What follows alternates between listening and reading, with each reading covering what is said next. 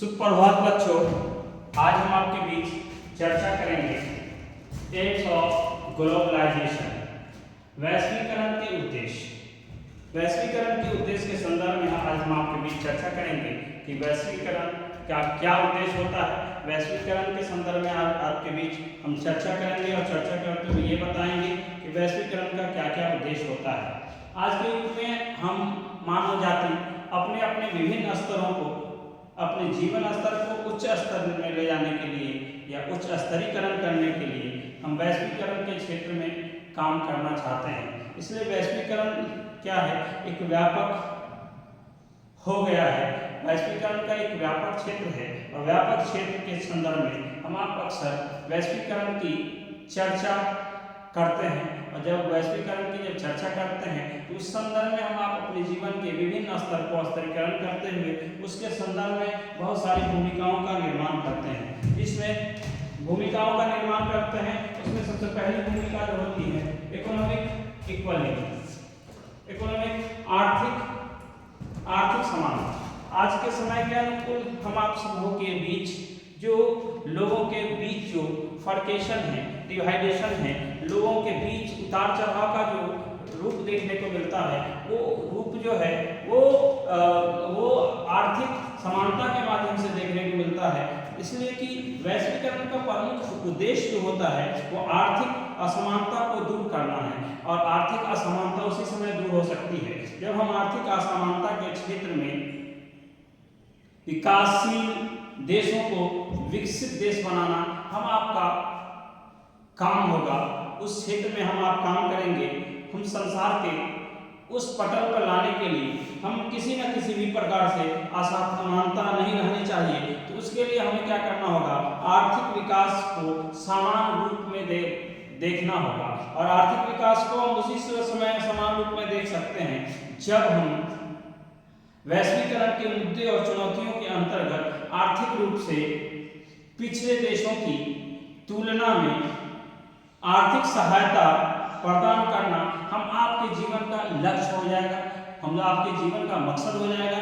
हम आप इसके विकास के लिए सुनिश्चित तौर पर हम आप प्रयत्न करेंगे, प्रयास करेंगे और समय सीमा रहते हुए आर्थिक समानता में लाने के लिए देश हित में निर्णय लेंगे और आर्थिक समानता को भरपूर सहयोग देने के लिए हम सबों के साथ जुड़ेंगे और सबों के समस्याओं के समाधान पर जब काम करेंगे तो आर्थिक समानता लोगों के बीच आ सकेगी।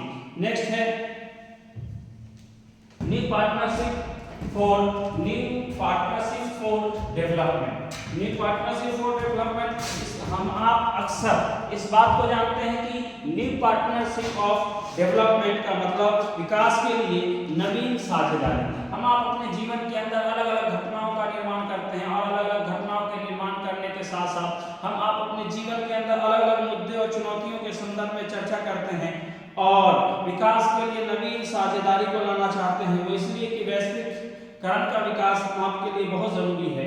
विकास के विभिन्न प्रकार के संगठनों के द्वारा हम इस बात की सहायता एवं नवीन आयाम को दिशा देने की जरूरत है कि हम आप जीवन के अलग अलग पड़ाव में रहते हुए हम आपको जीवन से संबंधित विकासशील अवस्थाओं को व्यवस्थित करने के लिए हम आपके जीवन शैली का निर्माण हो सके, उसके लिए हम आपको पथ प्रदर्शन की आवश्यकता है। और पथ प्रदर्शक की भूमिका हम उसी समय आ सकते हैं जब हम विश्व के अंदर नवीन चेतनाओं का निर्माण करेंगे और नवीन चेतनाओं का या नवीन संरचनाओं का दृष्टिगोचर तैयार करेंगे। तब जाकर के हमारे समाज में हमारे समाज के अंदर विकासशील देशों की तुलना में हर तरफ विकास का पथ या पथ प्रदर्शक की भूमिका में हमें आगे आना होगा। जब हम आगे आएंगे तो हमारा देश विकास की अग्रणी श्रेणी में दिखाई देगा। नेक्स्ट है पोवर्टी एबोलिशन, गरीबी उन्मूलन। आज हमारे देश की जो सबसे बड़ी समस्या है पोवर्टी एबोलिशन, हमारे देश की गरीबी उन्मूलन। हमारे देश के अंदर गरीबी की संख्या, बेरोजगारी की संख्या बहुत ज्यादा। आज हमारे भारतवर्ष के अंदर इतने सारे लोग गरीब हैं कि बहुत सारे ऐसे जन हैं जिसको खाने के लिए दो वक्त का सही समय पर भोजन नहीं मिल पाता है।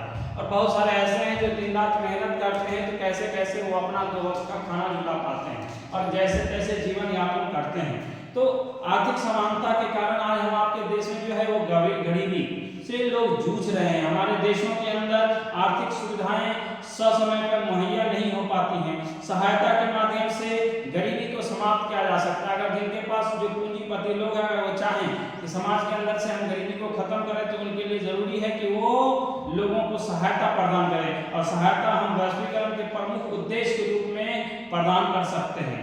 विश्व बैंक द्वारा इस बात को भी बताया गया है कि विभिन्न योजनाओं के माध्यम से गरीबी को दूर किया जा सकता है और गरीबी को दूर करने के लिए गरीब देशों को अनुदान प्रदान करना इसका प्रमुख उदाहरण होना चाहिए और प्रमुख उद्देश्य होना चाहिए, तभी जाकर के समाज के अंदर से गरीबी उन्मूलन गरीबी की समाप्ति हो सकती है।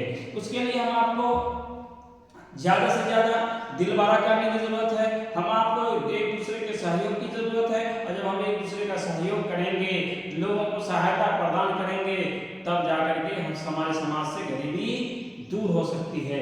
नेक्स्ट है मैग्नानिमिटी, उदारीकरण। मैग्नानिमिटी का अर्थ यही हुआ कि हम आपको उदारीकरण की आवश्यकता है।